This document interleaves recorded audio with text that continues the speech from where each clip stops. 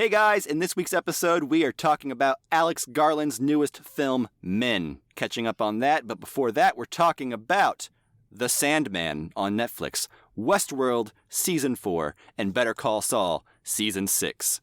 So, join us!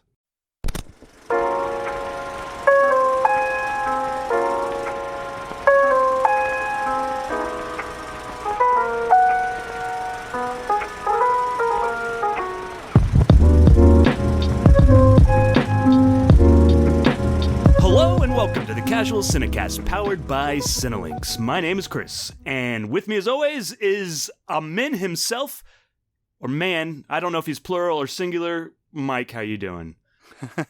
I'm doing well. By the way, welcome back, Chris. Thank you. Yeah.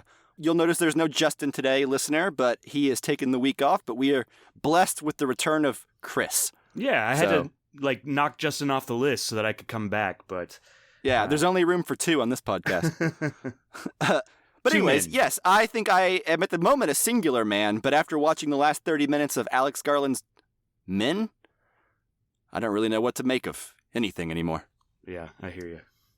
All right, if this is your first time listening, normally we like to start off every episode in a section called News on the March, where we talk about film and TV news, or more accurately, just the film and TV that we have been watching recently. After that, we'll move into our feature review. This week, like I said at the top of the show, we're catching up on Alex Garland's Men. Absolutely, and one of the things we do here on the Casual Cinecast is every other week we put out a Casual Cinecast episode. In these episodes, the listeners get to choose Casually Criterion, sir. Oh, Casually Criterion. I'm rusty. I'm sorry. You are rusty. Casually Criterion episode. But the cool thing is that the listeners get to pick the film that we watch. So look forward to our next Criterion poll. It will be on Twitter. And check out our last episode, 4 months, 3 weeks, and 2 days. A very timely movie.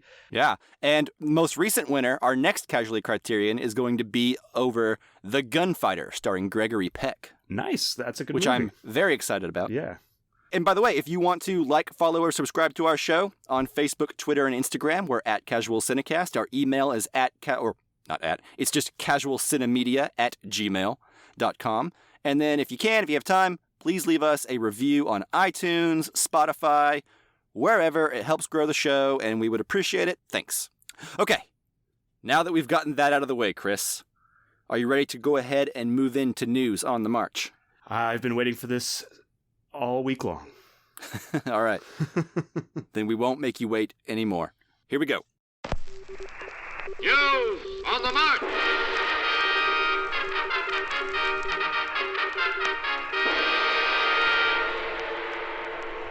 All right, Chris, since it's your first show back in a minute, why don't you go ahead and kick us off? I believe the first thing on the docket is The Sandman, which just recently premiered on Netflix. What have you seen of the show, and what do you think? I think I've seen the first 3 episodes.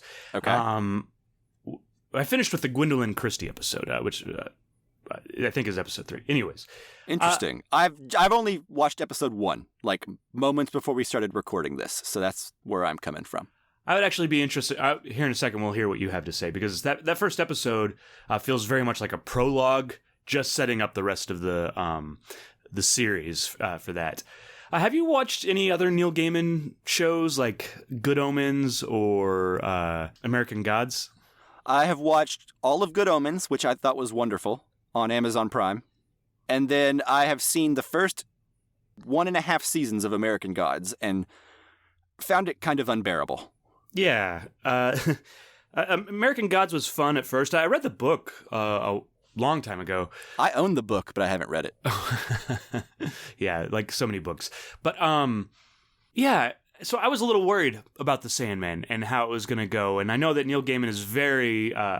from my understanding, is very integral to the whole making of this process. Maybe he got upset about American Gods going too far off from his book, so he decided he was going to be more in the process of this one. Sure. But Neil Gaiman can have some pretty wild and crazy ideas and out there things and images, I guess, especially since The Sandman was a comic first that I have not read.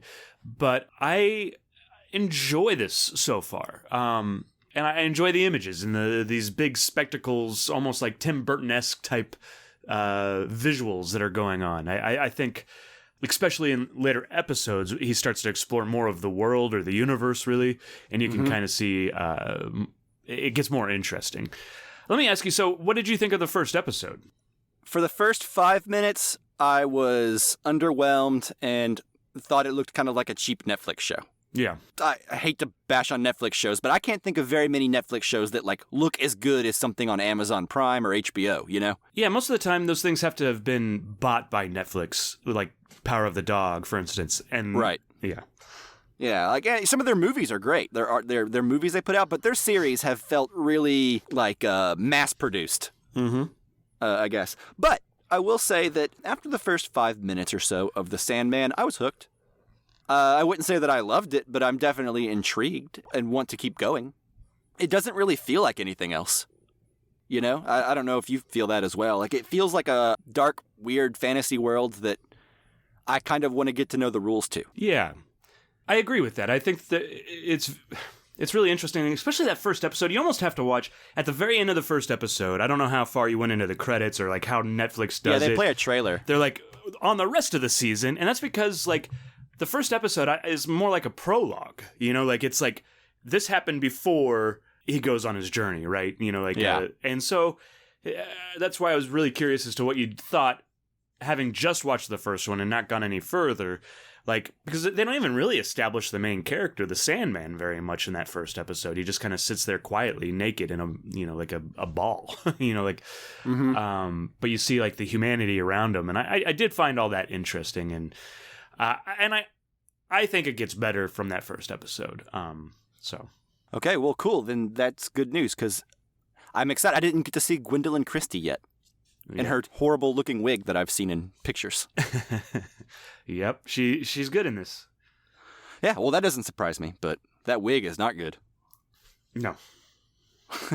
Okay, well, I think that's all I really have to say about based on episode 1 of The Sandman, which is that it looks interesting. Some of the special effects, I think maybe their reach exceeds their grasp. Sure. But it looks pretty on par with the quality that I think people have come to expect from Netflix. Yeah, and I guess my teaser to you, to keep you watching, and hopefully, we can talk about this after we've both finished it, but Patton Oswalt shows up as a character, like a sidekick to the Sandman, so that's a lot of fun. I don't know. I saw that happen at the end of The Eternals, and I wasn't too happy about it. Oh, was Patton Oswalt in The Eternals? I mean, spoilers, but there's some after-credit scenes. Oh, okay. Well, this is different. Yeah, I'm sure it would be. That was pretty jarring and uncomfortable. Yeah. All right. Well, next on the docket, I believe, is something that we have both seen, and that is Westworld. The season 4 just ended, and we'll keep it mostly spoiler-free, I think, but if you don't want to know anything about Westworld season 4, skip ahead in the show notes to the review. We'll be doing minor thematic conversation about season 4. So, that said, what'd you think of Westworld season 4, Chris? I liked it. Westworld is always pretty confounding to me. Because I loved the first season so much. I think the first season is one of the best, top 10 seasons of television for me. Like, Really? I watched it like twice. As it was airing, I told my friend, I was like, you got to watch this. And so we watched it together before the season finale came back out, so I like it a lot, that first season. So I'm real high on Westworld. But then I think it's really interesting how it goes from there. The ideas don't necessarily, the big ideas don't go away. No. And neither do these, they always are trying to trick you. And I think that's an issue because they're always trying to pull the wool out from underneath you, and sometimes that can be distracting from the big ideas and from the characters that are so well acted by all these great actors. And I think ultimately it sometimes can be really confusing. I've seen all the episodes, and I guess I'm not 100% sure on how this one ended and if they're going to move on to a next season, like what that plan is, or like there's like a monologue or over the last bit of the episode. And I'm not 100% clear on that stuff. I've heard like theories and stuff on it, but I'm still not 100% clear. So Sure. That's kind of my whole take on Westworld is big ideas, beautiful sets, beautiful images, Beautiful great people. actors. Yeah. And confusing plot lines. Yeah, well, okay, so I think Westworld Season 4 is the second best season of Westworld after the first one. I think I would agree with that. Like, easily, in my opinion, the second best season. Not that I dislike Seasons 2 and 3 outright, but Season 4 invigorated a little bit of the love for the show that had dwindled Sure. in those two seasons. Now, I don't care about it as much as I did after Season 1. I think you're right. I think a lot of the format and the language of the show has become big ideas, twists and turns, and revelations that are meant to surprise you or keep you guessing and watching week to week. And although that's fun, sometimes it is pretty distracting from sometimes I feel like they the don't make emotional sense. element of it all. Yeah. It's like sometimes characters will have a change of heart or they'll change their mind and they'll want to do things or like switch sides, and it doesn't feel like it's a big deal Yeah. because you're like, oh, okay, I'm here. I'm 20 years from that other timeline that we were just following. You're piecing it together rather than being emotionally invested. Right. Or And sometimes they'll have like a character on there that we don't know a certain aspect of information about them. I think this was part of the problem with Eternals even. But like we knew something about the character, but none of the other characters did. So he was acting in dumb, or no, it was the opposite of that. But anyways, so he was acting in dumb ways and we didn't understand it until the end, but it didn't necessarily justify the way he was acting previous to that. And so sometimes we don't have all the information we need to have an emotional connection. Yeah. And so I think where the strength of Westworld Season 1 is it got you hooked in emotionally and then pulled the rug out from under you. Yeah. Whereas like the other seasons, they seem to hit the ground running with you knowing that there's going to be like at least 2 or 3 twists. Sure. And you're still just trying to place where you're at and who you should care about. And I think that's ultimately the biggest problem with Westworld that I don't know if they can remedy at this point in Season 5. Like, I think they're going to do one more season if they don't get canceled. I think their plan is just for a 5th season, but who knows what's going on at HBO right now? Nobody knows. Everything's going crazy, and the viewership for Westworld has steadily declined. Yeah. I hope they get the 5th season just to wrap the bow up on this whole thing, and you could take a step back and look at the bigger picture and then see what the whole story actually is. Sure. I think, from what I understand, the plan is for Season 5, like, as far as, like, the Season 4 finale tells me, I'm excited for what they have planned for Season 5. And I also think there's a reading of it where, like, if they don't get a Season 5, we can kind of, it's just one giant loop. So they kind of have it 2 ways. But like you said, it's sort of a loop that no one understands just yet. Yeah.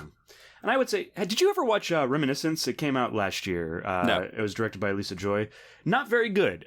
But one of the things that they have such a strong, like, talent for is, like, kind of world building. But then they don't necessarily... So they build the worlds, and they're really fascinating and cool. And but the characters aren't. Yeah, the characters aren't, or they don't follow their own rules within that world. So then it kind of... They become really fascinated with these big ideas about the world, but they're not so fascinated with, like, how the day-to-day of that world works, Anyways, so... Yeah, well, that's always been the problem with Westworld. Even in Season 1, you'd have beautiful, wonderful, cool ideas and complicated sci-fi stuff juxtaposed with, like, poorly executed action sequences and, like, crappy character dialogue from moment to moment. Yeah, I mean, and even, like, the rules in Season 1, we were, like, there are certain rules that we weren't ever really clear on, but, like, if you have a gun in the Westworld Park, who can it kill and who can't it? Like, it's just, like, weird, and they don't necessarily have to get into the nitty-gritty, but obviously something's wrong. They did explain that this season, though. Yeah, Wait, what was the answer? There's a scene whenever so-and-so picks up a gun, and then so-and-so's like, that's not going to work against any of them. Oh, yeah. But I think that adds to my confusion. I mean, in the Westworld Park, the hosts get guns that can only kill other hosts. It cannot, like, the trigger won't fire on a human, or it doesn't do any damage to them. Sure. That's been the case since season 1. I didn't know that was still a point of confusion. But yeah, well, the host guns, we don't need to get into if they're in the Westworld Park, the hosts get guns that only work against other hosts. That way, so if a human picks up a host gun, they can't kill another human with it. They can only kill hosts. But what if I had a knife? Well, that's just not explained ever in the show. Yeah, that's kind of... Okay, so I used the wrong example, but... But anyway, yeah. But that's the kind of inconsistency you see that kind of makes Westworld frustrating. Yeah. So anyways, anything else you want to say about Westworld? You still into it? I'm going to tune in finish for it. season 5? You know, this is what I'll say. I was pretty negative, but I'm in. And even if it's a giant train wreck next season, it's going to be beautiful. And there's going to be beautiful actors in there, beautiful good actors at that, acting. So I think it'll be worth it. Unless, I guess, they could jump the shark. But from where I stand right now, I'll finish it. Because the value I get out of, the one or two things they do really great, I think is worth it. Sure, yeah. I agree with that. Okay, so that's, I guess, our thoughts on Westworld Season 4. I think next we are going to be talking about the Season 6 finale, everything of Better Call Saul. We won't get too into it in case Justin wants to talk about this more whenever he comes back on the show.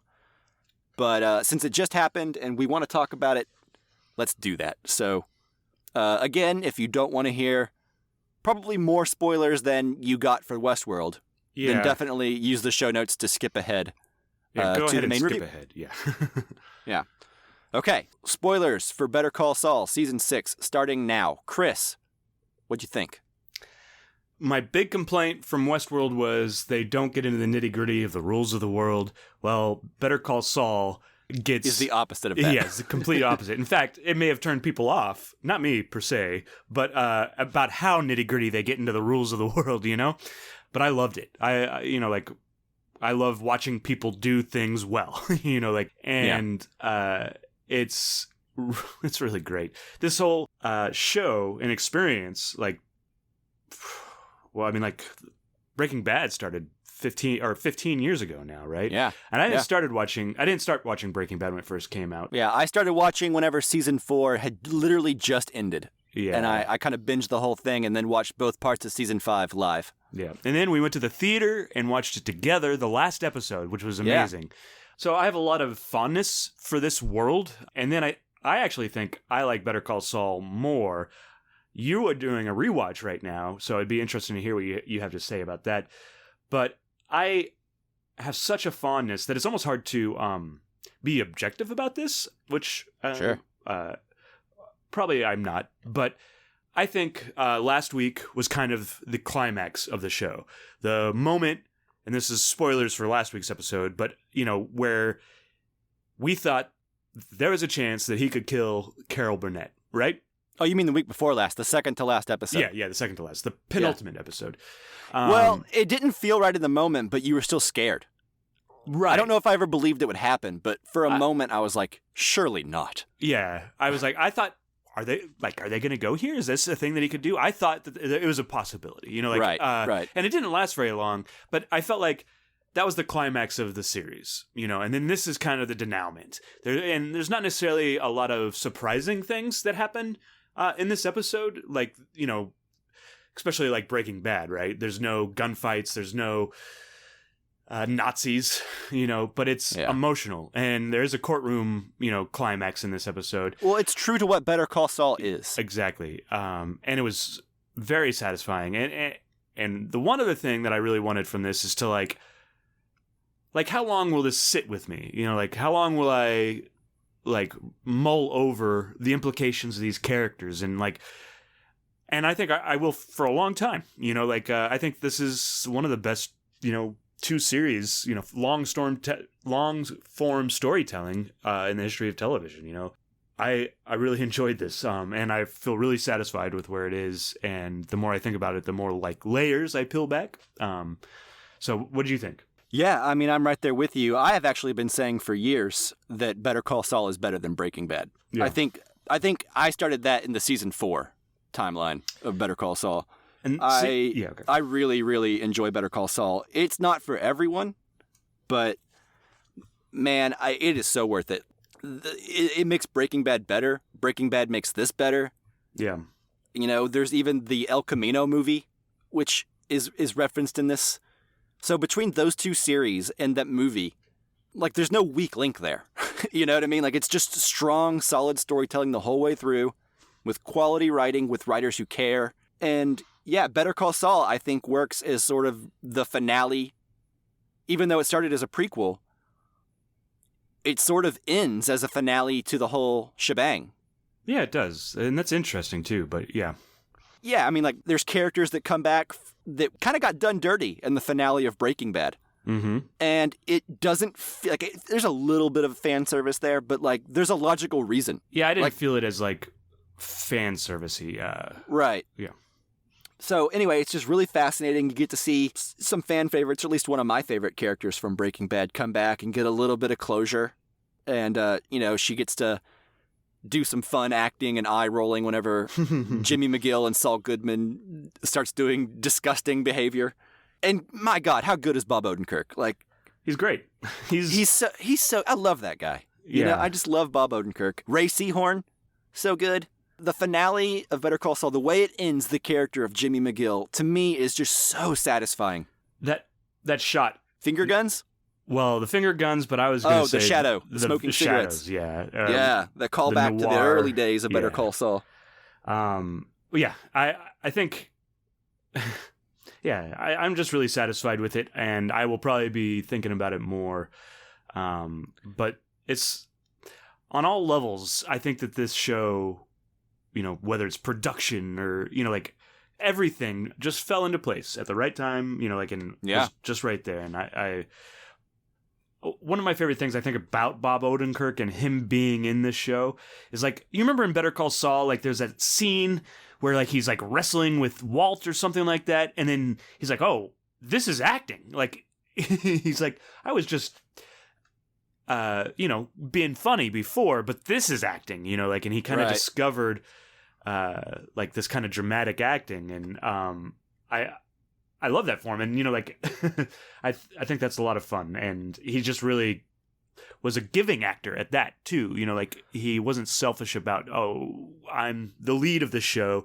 He was very giving as an actor and let other people shine. Sure. Well, and also what a role it is. Yeah. Like, you get to be serious, you get to be sad, you get to be funny frequently. Like, there's just so many different emotions and ranges that the part calls for. Well, especially this last season, too. Like, he's jumping around in time so much, and I think he's playing, like, 4 different versions of his character, and they all seem very distinct. Yeah, I agree. I will say that there were a lot of fun callbacks and little bows tied on things at the end of this finale that really, like, just, chef's kiss. Okay, I kind of want to talk about the ending now. So, for real, listener, if you don't want to be spoiled on Better Call Saul Season 6, show notes. You know what to do. Okay, so, the series ends with Jimmy McGill doing this elaborate ruse to get Kim into the courtroom where he thinks that she thinks that he's going to release information that will affect her regarding the crimes. Sure. We think that it's a possibility that he's going to sell her out. Right. And he's talked himself down to 7.5 years from like a life sentence plus 199 years or some ridiculous sentence because of the RICO laws, right? He is, because the only one there to like be punished, he has all of Walt's crimes and Jesse's crimes and the fallout from everything. Sure. And he does deserve to go to jail, and you kind of want him to go to jail. And it doesn't feel, although it's funny and it's satisfying to watch, it doesn't feel good that Saul Goodman, the persona of Saul Goodman, is winning out here. Sure. We want to see Jimmy again. You're right. And then you do. And he confesses to everything, and brutally honest about it, including the stuff that, as his friend points out, isn't even a crime. Yeah. Technically. And it feels really good because some of those things he's never even uttered out loud to Kim before. Or to himself, Right. Yeah. And she gets to see it. And then you could see her in the courtroom with everything clicking into place and understanding Jimmy and Saul's actions in a way that she didn't before. Beautiful performances all around. All right. Cut to Jimmy's in prison. And he gets a visitor from his lawyer, quote unquote. And it's Kim with her bar card that never expired. And they have a cigarette, and she kind of is impressed that he had him talked down to 7 years, but then did the right thing in the end anyway. So he's back in Kim's good graces to an extent. My question to you, sir, is this the last time they ever see each other? No. I don't believe that. Yeah, I never really...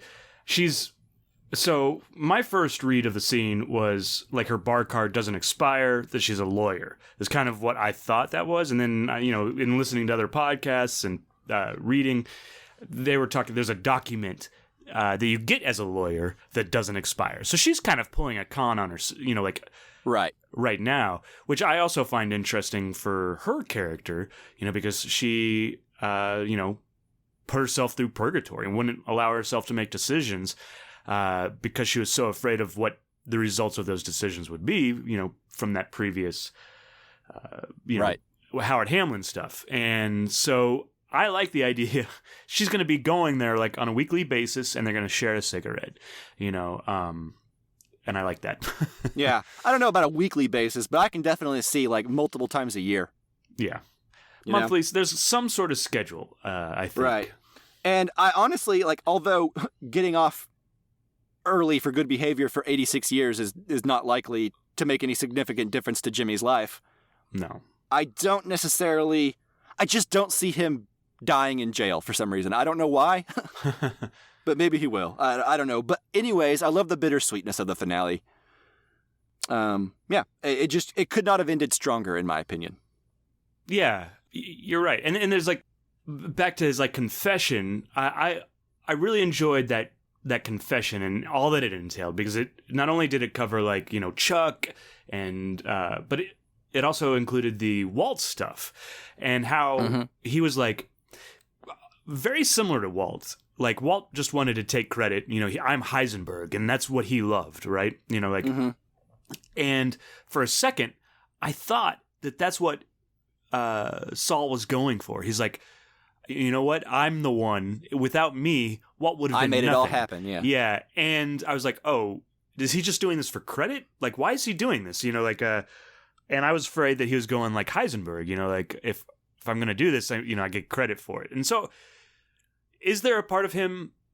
Oh, well, two things. So, the first thing, is there a part of him that, wanted credit for it? Is there, or... I don't think so. I think the part of him that wanted credit is the man who would only go to jail for 7 years.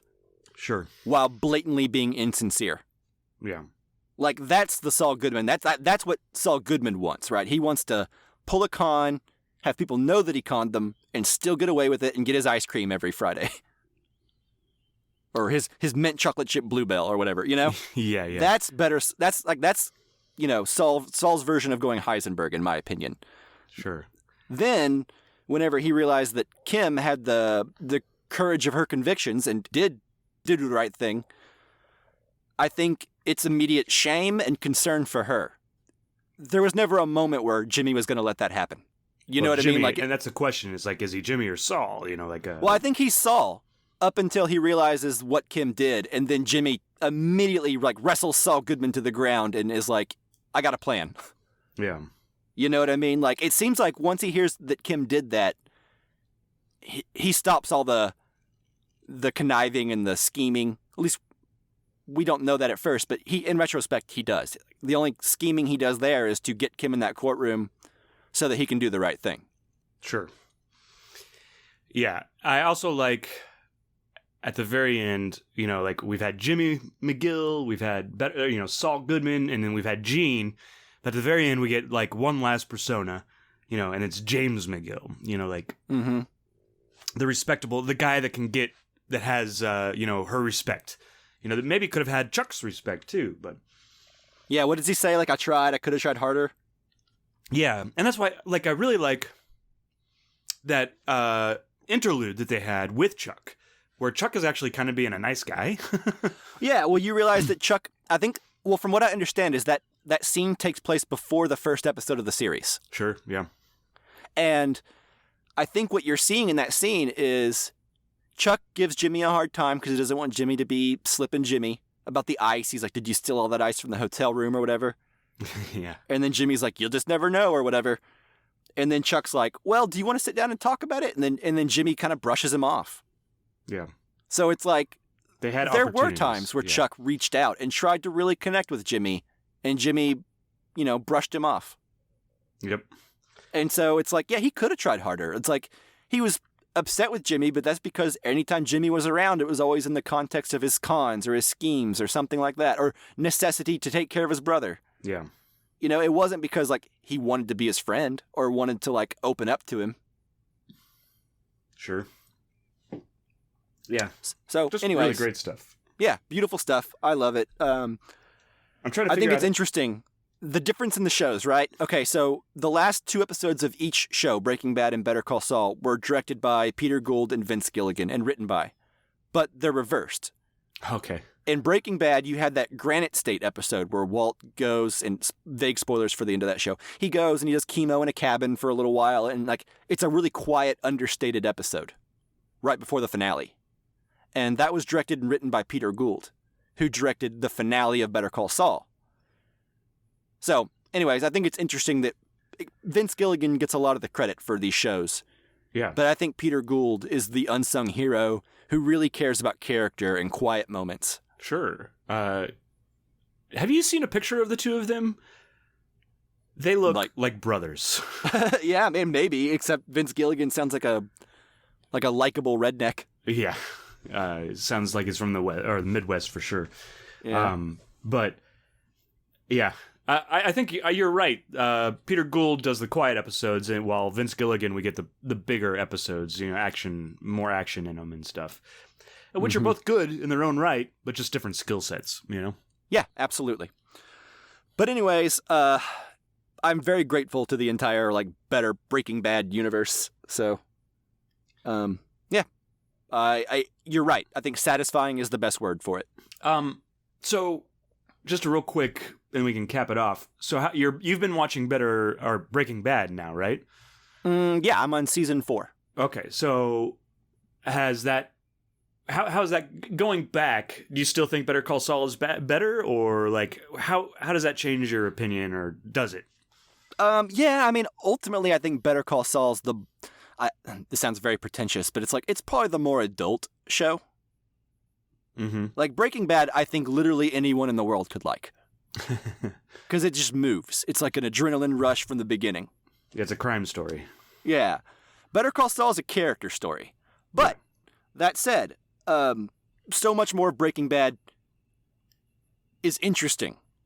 Like elements that were interesting before, but now are more interesting because I understand what it took Gus to get this crime lab up and going. Sure. I understand the journey that Mike went through to become number 2 henchman to a huge drug empire, and why he is of that opinion, and then why Mike doesn't really like Saul Goodman that much, and why so many things happen, and why Saul Goodman is very clearly in retrospect hiding from pain by being this weird, goofy caricature of a man. Yeah. And all of that, I think, is infinitely more fascinating. And it also makes Walt much less sympathetic than he was in the first parts of the show. Because he's just this arrogant, selfish tornado of a thing that just blows into the equation and ruins everything.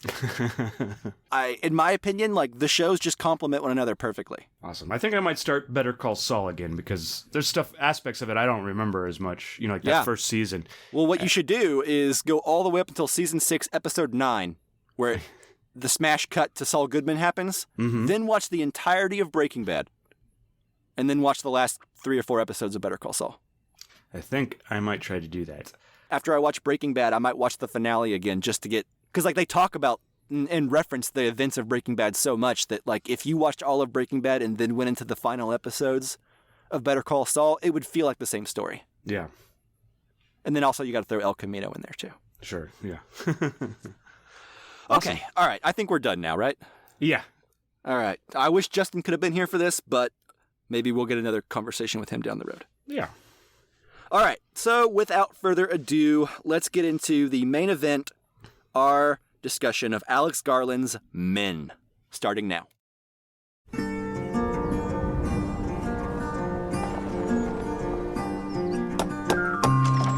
Hello. Hi.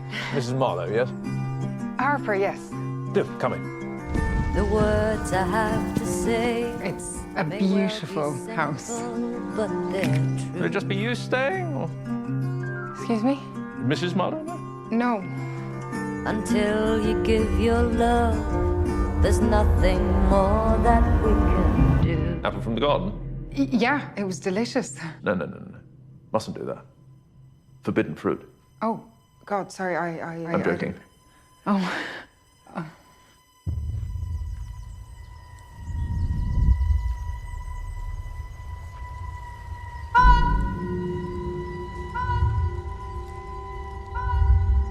You're tormented. It feels more like... Haunted. Yeah. Something happened. My husband went upstairs to our balcony and let himself go. You must wonder why you drove him to it. Why, I didn't drive him to it. I thought it'd be true. That if you had given him the chance to apologize, he'd still be alive. What?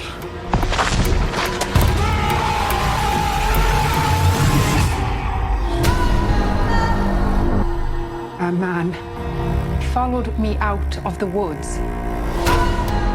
He was stalking me. What makes you say that? I saw him twice. Twice. I don't know if he saw you once.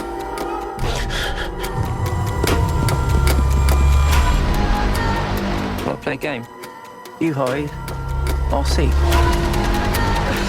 You must feel an awful sense of guilt. Stay away from me. Why are you doing that? What are you?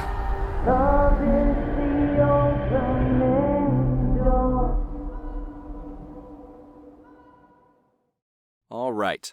Alex Garland's Men. Now, as if with every new movie, we like to do a non-spoiler section, and then we'll give you adequate warning, and then move into a spoiler section where we talk about everything. This movie will be kind of difficult to tiptoe around those different sections, I guess, but we'll try.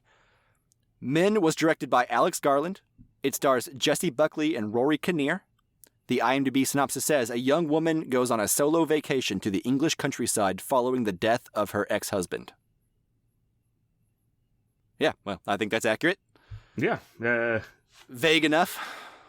It works. Yeah. Okay. Starting off in the spoiler-free section, again, listener, if you want to skip ahead, the show notes are all time-stamped below, so have fun with that. Chris, why don't you get us started? What were your thoughts on... what are your thoughts on Alex Garland, first of all? And then... Love him. All right. Succinct. And then what are your thoughts on Men? Yeah. You know, Alex Garland is... I think there's a few directors that you guys talked about this last week, or the last episode with Nope. But there are a few directors that I'm like, Alex Garland directed this? I'm in. I'm sold. I don't, yeah, don't tell me anything else. And that's kind of where Alex Garland fits for me. He has this kind of like Westworld big ideas, although maybe we don't see them a lot in this movie. We do see big ideas, but not like similar to Westworld or anyways. But, like with technology and all that stuff, especially in devs and Ex Machina, we see a lot of that technology stuff. In fact, I watched The Beach. I was one of the people that liked The Beach when it first came out. Oh, the Danny Boyle movie? Yeah. I like that movie. Yeah. I read his book afterwards because I liked the movie, and then the book actually was better than the I can movie. imagine that. The movie, Yeah. I liked the movie, but it wasn't perfect. Yeah.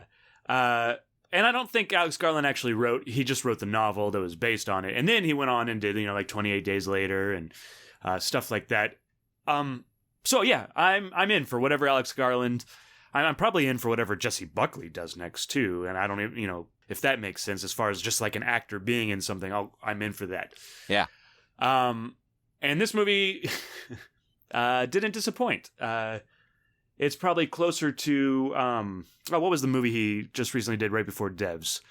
Annihilation? Annihilation, yeah. It's probably maybe a little closer to Annihilation than it is to Ex Machina. Maybe the themes are closer to Ex Machina, but as far as the ending, like the inexplicable happening. Last 25 minutes of the movie? Yeah. But what I will say is, like, there are parts of this movie, I mean, the whole movie's beautiful, or beautifully grotesque in some parts. But there are parts of this movie where she is walking for a long time without any dialogue, right? Yeah. And you know what it reminded me of? Like, because these colors are really popping out, like What Dreams May Come, except for without the paint aspect of it. But the colors are just so bright and vivid, the green. Sure. That I really like this movie. It'll be interesting to talk about in more detail in spoilers. But Jesse Buckley's good. It's filmed great. It's written well. What do you think? Yeah, so I think you're right. Of all the Alex Garland projects, this reminded me the most of Annihilation. I think his last few directorial debuts, or they're not really debuts, his last few directorial efforts have been a lot about tone. It's all about tackling big ideas with this sort of quiet, kind of sad tone. I believe in our review for Annihilation, Justin described it as a humdrum. Like everyone's very humdrum. Yeah. I felt that way about Annihilation and Devs, although I didn't mean it as a negative, like Justin did in that review. Yeah. People are dealing with grief in both those movies, right? Sure, and they're very quiet, understated performances and everything. And he likes to play with tone. In this movie, it's like this psychological... It's like Annihilation meets Darren Aronofsky's mother. Okay, yeah. To a degree. Like this pseudo-real world where it's like it's trying to make like a point on like a... Almost like a... Like with like this biblical imagery where you're not really in the real world. Stuff. Yeah. What? Certainly there are lots of Bible stuff in this. Yeah. Oh, a lot of stuff. Ultimately, I am cooler on it than I was for Annihilation or Devs or Ex Machina. But the more I think back on it, the more I'm like, well, I like thinking about it. Yeah. But in the moment, it wasn't necessarily the most pleasant to watch. Does that make sense? Yeah. I was actually I still like it, but I can't really recommend it to very many people. Do you think that this is among like the top 5 like what the fuck movies we've done on this podcast? I mean, we've done some pretty crazy movies, and I guess you guys did Crash recently, and Crimes of Future Past, or Crimes of the Future. Crimes of the Future. But yeah, what do you think? I mean, it's a contender for sure. Yeah. Here's the thing: a lot of the stuff that's like really wacky and crazy in the moment. I mean, you can look back on it and find a thematic reason for them happening. Mm-hmm. Sure. So it's not like you're just lost. But the places the movie chooses to go are challenging at times because you're like, all right, here we go. What is happening? Especially that last act. Yeah. But yeah, ultimately I recommend it, but I don't know who to.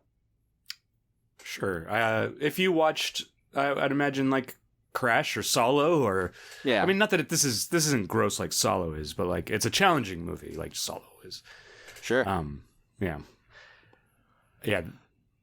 Well, okay. So let's get into it real quick. So I'm trying to think of what we can really talk about without spoilers. So as the synopsis says, Jessie Buckley's character, she rents this really beautiful old home in this English small village somewhere, and the home itself is so fascinating because what's so cool about Europe is you can have homes like this that have existed for 500 years. Yeah. Right? And that's something in America we just don't have. And so I think it's always really fascinating whenever movies take place in these really old places with old architecture that has been around, and these people, many generations have lived and died in this place. There's so much history there. The house itself is very fascinating and cool, and it's very beautiful, but with that oldness comes this really kind of this darker underbelly to the scenery around her, right? Like she goes walking through this old tunnel that's who knows how many centuries old. Yeah, it's one of the best sequences in the film. Yeah, and the beautiful like sound design, the echoing. Mm-hmm. And then, she sees this figure and she runs away, and all of a sudden she's up in the woods and there's this old village or this old like little community of homes that have just been abandoned for who knows how long. And there's just so much history in this small area of the world that she's vacationing in. These old churches, these old villages that have long been abandoned, these old trails that have been around since before anyone in the movie's been alive. I really loved the history on display there, but also the darkness that kind of is under the undercurrent of that, Yeah, it's definitely a folk horror film. That's good. And in February I did folk horror February, but that's what you get in folk horror, like one person goes into a village or some kind of civilization, and there's like something old there that has been forgotten by society, mainstream society. Yeah. And I really, there's also like a church at some point that I found really fascinating and beautiful as well. But also, and this is, I think, therein lies the theme of the movie. With this really old architecture comes this really ugly side of humanity that is just kind of baked into us, like inherent misogyny. Sure. Yeah, let's get into spoilers. Okay, well, I guess we haven't really been talking too long, but it's so hard to really get into this movie. You're right. I agree with you. Let's get into spoilers. Well, so I guess if we want to, I would say, like you, like who would I recommend this to? I would recommend certainly the first 2/3 of this movie to just about anybody. Okay. But the last third, I like it, but that's the part where you're like, this is going to be a tough sell, right? Yeah. And the other thing I guess I would say too is like, it's A24, so you kind of know what you're getting into, but I really appreciate A24 for always like allowing these directors to, it's a company, so I always like a little trusting of companies, and so like what's the... Yeah, they got to make money to live. Sure. But they do such a good job of allowing these like directors and auteurs, if we want to call them that, but like to make these original stories, and they're not release all them hits. Theatrically. Yeah, and they release them theatrically, and they're all interesting, even if they're not all like great. So, like Bodies. Didn't A24 do that too? Yeah. Anyways, not important right now, but yeah. So that's my. I guess I'm thankful for A24. Sure. Yeah. Well, and to hop off that, who would I recommend this to? That's it, right? Fans of A24 films, fans of Criterion Collection films. Yeah. If you've seen Midsommar or Hereditary, this is for you. Yeah, there you go. So, all right, I think that's 2 recommends with a little asterisk by them. Sure. All right. So let's actually one more thing. I'm really sorry. Okay. So I think in one of our most contentious episodes, it was like one of our first episodes too, Justin didn't like Annihilation. So let's take bets, and I don't know if you've seen this movie yet, and we'll make them. Will Justin like this movie? No. Yeah, I'm kind of there too. And I think I was there. I thought he would like it for the first 2/3 of this film. I was like, oh, Justin will love this movie. And then that last third happened, and I was like, I don't know anymore. Yeah, this is getting pretty Annihilation-y. Yeah. So we'll have to make him watch it and figure out what really happens. Yeah, well, it's a shame that he's not here, because I would actually like, a dissenting opinion on this movie, because I can understand how many people would have them. Yeah, absolutely. So, anyways, all right, now, spoilers for Men, starting now. No, I guess Rosebud is just a piece in a jigsaw puzzle. Any orange cigarettes you got up there? I'll tell you all about it. Things are going to start happening to me now. And here we go. Okay, so to start us off, Chris, I want to say the weird Rory Kinnear kid was so off-putting, and I don't like it. I don't like it at all. After I watched the movie, I was looking online for like not interviews, but like reviews and stuff about the film, and people kind of complained about the CG in that. And this is the one time where like the bad CG makes it all the creepier. I liked it. I was like, this works because he's so off-putting and weird.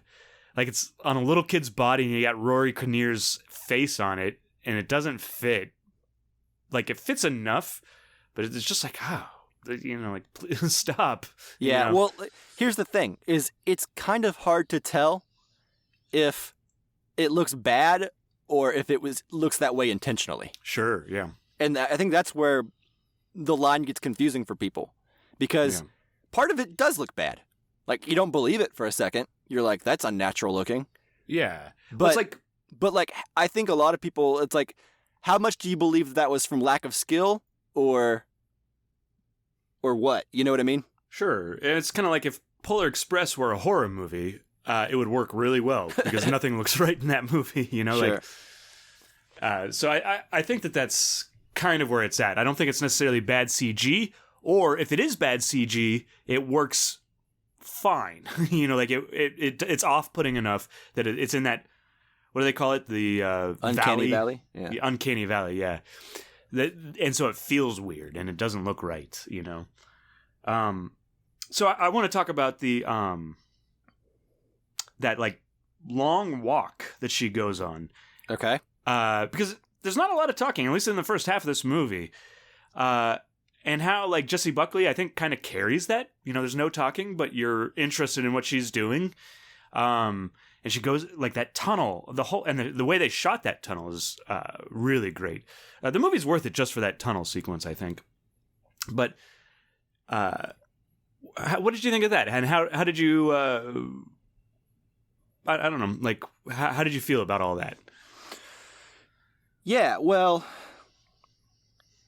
I guess at this point in the movie, whenever that walk is taking place, I am scrambling in my brain to try and assemble all the biblical imagery into something that makes sense. Mm-hmm. So the movie starts out and her husband, Adam, has killed himself because she wants a divorce. And he acts like just like the most impossibly like selfish, awful human being ever during those sequences, and you're like, good Lord, why would she ever want to marry this man? Well, yeah, and before it even gets worse, he's obviously like emotionally abusive. He says, if you leave me, I will kill myself. And it will be your fault. Yeah. Which, have you seen The Odd Couple recently? The Walter Matthau, Jack Lemmon one? Yeah. No. I watched it this last Christmas with my family, and Jack Lemmon does the exact same thing to Walter Matthau, and we were all like, when we watched it, I'm like, maybe it was fine back then, but we all were like, what? Like Jack Lemmon, you're like, this is a comedy. What's going on here? Anyways, that's just a sidetrack. Yeah, well, different times, I suppose. But yeah, so her husband is like a immature high schooler who just got broken up with for the first time. Sure. And so anyways, his name is Adam. He kills himself. She goes into this garden of sorts, right? This untouched by most of modern world garden. And she immediately takes some fruit, which rubs the caretaker of the home the wrong way, even if he, disguises it through jokes. Mm-hmm. And then she goes on her walk through the garden, so to speak, even though it's not necessarily on the property like a real garden, but, the biblical sense. And she finds this old architecture, this old tunnel, and she starts having fun. She starts echoing and singing and finding joy, only to be interrupted by this very primal-looking horrible looking man. Which is introduced in the best way. Like the way throughout the movie he uses like these kind of like surprising figures in the background is really well. But go ahead. Well, and also with audio, he's always been a master at audio cues. Yeah. Like in Annihilation, I'm thinking of like the scream with the bear. Yeah. Puts out. Well, this one, as soon as you see like the naked man down the tunnel, you hear like this weird scream. Yeah. And you hear throughout, that scream don't you? multiple times, and that's why you know he's around. Mm-hmm. Anyway, that was just very eerie. Yeah. But anyways, that whole like running around through these old abandoned things, like, yeah, I agree with you. There's not much dialogue. It's all just sort of visual storytelling, well-paced. Tarkovsky, kind of like a, Yeah. So anyways, yeah, all to say that I really enjoyed that. I guess kind of what I want to talk about is the Rory Kinnear of everything, the Rory Kinnear of it all.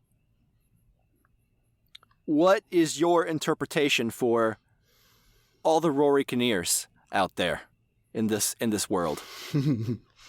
What a wonderful world that would be, right? No, it sounds horrible. Yeah. I found it interesting. And, we're slowly introduced to this town that is all Rory Kinnears, right? Yeah, except for the occasional woman. Huh? There was like a policewoman. Yeah, which was weird too, which maybe we should talk about. Well, I think it all ties in. We'll get into that here in a minute, but I want to hear your thoughts. I thought, like we talked about before, there was enough difference in each Rory Kinnear that they weren't exactly the same. Like sometimes those characters were like plausibly like maybe brothers or like people that maybe were closely related, but so there was a thing that was off-putting with all of them, not just the Rory Kinnear kid, right? Yeah. And I found all that interesting. I think Rory Kinnear's like a great actor. If you like go to his IMDb, you'll recognize a lot of stuff, even though I didn't necessarily know Rory Kinnear before this film, but I had seen him in a bunch of different things. He had a pretty prominent role in that show, Our Flag Means Death. Oh, did he? Yeah. He plays brothers, twin brothers. That's all I'll say. Okay. I watched like half of that series, but yeah. Anyways. Well, then you definitely saw him. Yeah, see? And that's why he's so creepy, because you're always seeing him. He's also in Black Mirror, that pig episode, which is the least good episode of Black Mirror, in my opinion. Is he the politician in that episode? Yep. Ah, that was a while ago, but yes. Yeah, so he's in a lot of things. He's always that guy in the background. So I think that's why not only is he a good actor, but he's perfectly cast in this, because he's always the guy in the background that you know already, even though you may not know his name, right? Sure. So it works really well for this film. So what do you... That was me going on for a while about that. I liked it. I like that it's just the one actor, and it gives to this dreamlike sequence that we have, this folk horror aspects to it. What did you think? I thought it was good. I like how each of the characters he does portray, each exhibit a different, like, toxic or bad element of masculinity. Yeah. Each version.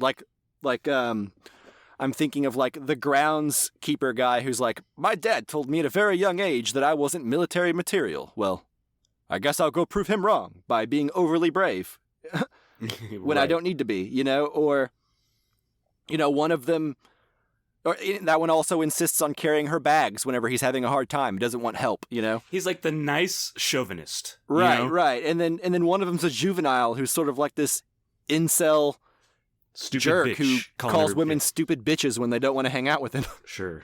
And then one of them's a mild-mannered priest who blames women for dumb stuff that he wouldn't blame a man for, and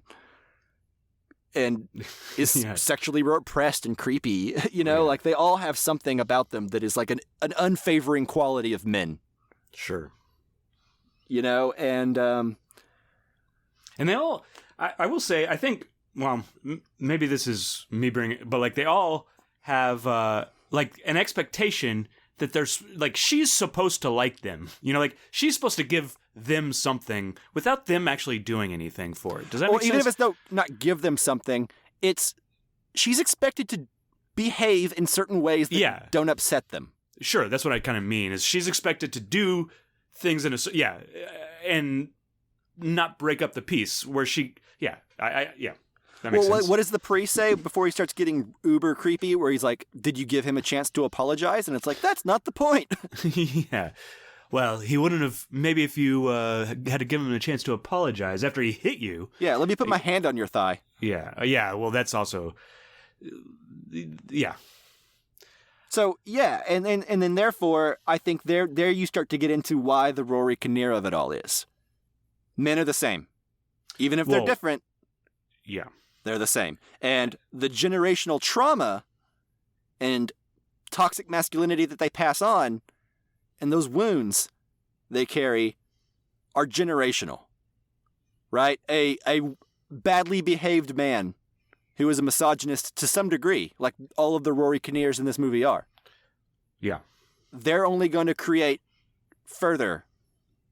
Like, they're going to further that to where the men just don't learn, don't care, but take advantage of, and all that. So, and that's where we get into the end, right? The generations, like one, like the nature Rory Kinnear, the dirty green one, gives birth to, I can't remember the order in which is it the little boy first? I think so, yeah. Yeah, and then the priest, and then the groundskeeper maybe, and then so on. And then it ultimately results in Adam, her husband. And she asks, what do you want? And after all that pain that these men have inflicted upon her, he wants love. Yeah, and I think... And that's what men expect, Like we behave badly, we treat women badly, and yet we want them to love us. Yeah. You owe me your love, is essentially kind of, like... Right. And maybe that love is defined by different men in different ways, like sex or, like in more grotesque ways, like the priest was describing things and stuff like that. Right. And just you talking about it, like the very ending where her friend shows up, we find out that she's pregnant. Like that's the only way that it changes, right? Is that there are no more men and they can raise this child in the Garden of Eden without a man. Interesting. Yeah. There you go. There you go. Yeah. So I did find all that really interesting. So, like, the last 25 minutes, is just these, like, really grotesque... Dude, how about that knife in the letterbox? Oh, yeah. The letter... what do you call those things? What, a letter hole? I don't know. Mail slot. Slot, yeah. There you go. Mail slot. That was pretty great. And then I loved how it just hung out for the rest of the time. Yeah, and each generation had the same wound, which is the wound that her husband got from jumping on the fence, like the broken ankle and the gashed forearm. Yeah. Yeah, it was pretty great. But then just the birth process was like, you're like, what is happening here? And it is gross. It is, and it's out there. But I think ultimately, in the end, because I don't think there's a lot of plot in this, I think it's kind of a mood piece, like you were talking about before. Yeah. So, like, it's just a mood thing. Like, maybe Alex Garland would have been happy if there wasn't any talking in this, because it almost feels like there's minimal talking for sure. So, I just loved the gross ending of it all, Oh, okay. What did you think about the ending as we talk about that? And then I have some more stuff to talk about. Well, no, I think it's strong. I think it's dumbfounding at the time, but when you start to really dissect the themes of the movie and the context leading up to that, there's stuff there to sink your teeth into. Yeah, just talking to you in this little bit, like as we kind of go over it, I'm like, okay, yeah, I'm okay with it now. So I have a question. Okay. The dandelion dust or seeds. What's going on with those? Because they're like throughout the whole time. Yeah, I don't know. I mean, there's strong cues with nature through this whole movie. Yeah. You know what I mean? Like the locations, the lush green, the dandelions, even the house itself almost seems like part of nature because it's so old. Yeah. I wonder if Rory Kinnear is a plant. Or at least as he's presented in the movie, because he obviously doesn't have any bones, right? Because he gets stabbed and you see inside like his hand, and there's not like an arm bone or anything. Well, see, I don't know how literally to take all that. Yeah, like whether it's a dream or not. Yeah. But because it's nature and because it's... Well, there is one point in the movie where her outfit changes immediately before like the third act. Did you catch that? No. Like there's one where she's wearing something else.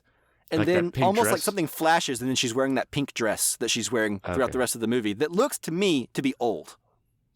Like of a different time period. Okay. But then again, I don't know. There's so much to this movie I haven't really read up on yet because I literally watched it last night. Yeah, me too. I wonder if do you fall into the camp that it's all just a dream? Because I actually think that I don't think it's a dream. Because the friend shows up and sees the destruction, sees the blood and sees everything. I think that solidifies it as real, like as far as like storytelling goes, right? Like if somebody else sees it, then it's real, right? Sure, but we saw very minimal of what her friend saw. Yeah. You know what I mean? Like we see blood that dragged from, and like the car crash and all that stuff. But like, okay, if it's real, then I would wager they probably all didn't look like Rory Kinnear. Well, I think... Like all the men she met. You know what I mean? What I'm going... Like, the theory that's like working in my head right now is that's what the dandelion dust is, right? So people go to this town and they all become a plant. Or like they all become Rory Kinnear. And that's why you have the dandelion dust, because she inhales it. But because she's a woman, she doesn't. I don't know. That's a reach, kind of. But yeah, like, I see. I think you're operating on a more literal level than I am on this movie. Yeah, maybe like, so. I don't know. I think parts of this movie may exist in like the framework of the real world, but a lot of it is like her internally processing her grief and her thoughts on masculinity and sure. And men in general, right? It is certainly her, like, we're in her point of view, and it is her, like, working through her grief and what masculinity is, and all men are the same type of thing, you know, like, which is actually an interesting question that we can get to later, but, like, Alex Garland wrote and directed it, so is he the best person to tell a woman's story, or is he trying to figure out what a woman is, or how a woman sees things? Like, I think maybe he's just trying to empathize, right? Yeah. Like, you know, like you and I are men, but like we can recognize, and not that we don't sometimes do these things ourselves. We're not above it. Sure, we can recognize it in ourselves. Right? But like we can still recognize bad behavior and then try to rectify it. Sure. And I think that's the whole point of, I mean, like being human is like, I have tendencies, or like I've been taught a certain way, you know, like sure, like we all grew up. If it's not even taught, maybe it's just like biological instinct. Who knows? Yeah. But it seems to be prevalent and always has been, you know? Yeah. I have definitely exhibited bad behavior before, but we don't need to... You tried to grab a girl through the mail slot in her door? Wait. You don't? All right. So, all right. What did you think about the ending, like more with the Bible stuff? So like she eats from the tree of good and evil, right? Yeah, and that could be what sets this hell upon her, right? Mm-hmm. The tunnel also could, you know, like obviously a tunnel is definitely could be a vagina, like where she goes and has fun and hangs out, and then there is certainly a lot of vagina imagery in this movie. Yeah. Oh, the church too. That was the other question I had. So you have the two sides of the urn, right? Yeah. So what do you think that church, because I'm trying to work this out myself. So what do you think the church, the urn and all that church stuff, what did that mean? And especially because it comes back later in the movie. Well, okay. See, I don't know exactly. I won't claim to know. But what I will say is that no matter who you are or what you believe, I don't think it's a stretch to say that most religions are very misogynistic and think of women, at least in the text of the religions themselves, treat women very badly and don't seem to view them very equally. And in this case, we're talking about Christianity. As someone who's not religious myself, it's very obvious that the people who wrote the Bible didn't think very highly of women, and I think the movie has a similar point of view on that. Yeah. A thing that you could be saying, is Christianity the folklore religion that she has wandered into? I mean, yeah, why not? Usually it's full not of Christian Christianity, imagery. you know. Usually the guy's Christianity that goes to whatever place it is, you know? Yeah. Something that keeps the status quo and maybe keeps men from changing these horrible generational traits that keep getting passed down. Sure. Whenever it's in the very text that people today still worship, the idea that women need to be subservient and you can trade your daughter for a donkey or whatever. Yeah. We should definitely examine our religions closely. They all have that ugly element of them because they were all written by men thousands of years ago, you know? Sure. We need to find that one religion that was written by women. And that's probably what is it called? Like, not Druidism, but there's like an Earth one. Oh, well, who knows? Wiccan or whatever? Yeah, Wiccan. I wonder if that was written by a woman. Yeah, but that'll get you burned. Yeah, I certainly don't know anything about Wiccanism. Yeah. But I would wager that it's equally stupid. Sure. If there's one position you'll take, it's that all religion is dumb. Yeah, I'm an equal opportunist. Yeah, and that kind of makes sense. It's interesting that Christianity would be that like old religion that she's wandered into in this film. It certainly has a patriarchy about it. Yeah, this film's really fascinating. I really like it. And I feel like we haven't even been able to adequately dive into a lot of the stuff. Like, I don't feel like that's an adequate answer for like what's the deal with the church, you know? You're not wrong, and I'm not sure what it is. And, like, just talking through this, I, feel like I understand it better, like, even that... Yeah, I feel like I understand themes better, but I would really need to read some more reviews and browse YouTube and see if I can find, a really intelligent and that's explanation. Really what I like about these kinds of films. Sure, I've always said that. Yeah. I like movies that make me feel like I want to do, a book report after they're done. I like diving into movies that are, hard to parse, and to me, that's rewarding. Yeah. We've got a lot of these lately, I think, too. Yeah. All right. Do we have anything else that we want to talk about while we're here? No, I think we've covered it. Now we just have to get Justin to watch it and report back his findings. We should actually do a Twitter poll, on whether or not Justin will like men or not. Anyways. I wonder what Justin would vote before having seen it. Yeah. Because he liked Devs. Which is weird to me that he likes Devs and doesn't like Annihilation. I feel like he liked it okay. Yeah, Devs. well, okay. I'm kind of in that camp, too. I think Devs was maybe a little too long. Yeah. I like the ending better. I think Justin said he liked the beginning better, but, yeah. I think what we're to determine is that somewhere in the middle, it loses everyone. Yeah. So we'll have to see what Justin thinks. I think Devs would have been more interesting as a movie. I think so, too. There's a lot of exposition, though. So it would have been an hour of exposition and then a half hour of results. Yeah, it'd be a different thing, but maybe a more succinct version. But anyway, whatever. Yeah. Yeah, I like this movie. It's, I don't know if I like it better than Annihilation, but of his directorial stuff, I definitely think Ex Machina is my favorite still. Yeah, Ex Machina is my favorite. But I think I like this better than Annihilation, actually. I mean, I haven't seen Annihilation in a while, but I just love that tunnel sequence and that you do. You were in love with that tunnel sequence. Yeah, I do love it. And the walking, and then the voice that she uses, and then how it's used throughout the whole movie, I just find really fascinating. So yeah, it's part of the score. Yeah. Anyways. Okay. All right. Cool. Well, I think that's 2 recommends for men. And yeah. All right. Is that it? It sure is. All right. Well, thank you so much for listening. Thank you, Jake Wagner Russell, for doing our intro and outro music. You can hear more of his music at soundcloud.com/bopscotch. Stay tuned here. Our next episode will be a casually Criterion over The Gunfighter, which is what I chose and people voted on Twitter. So thank you, everyone. Thanks so much for listening, guys. We really appreciate it. Thanks for welcoming me back, Mike. You're I can't welcome, wait Chris. to have Justin. It's not a podcast unless the three of us are on it. I know. So I can't wait till next week. Till then, bye-bye. See you later.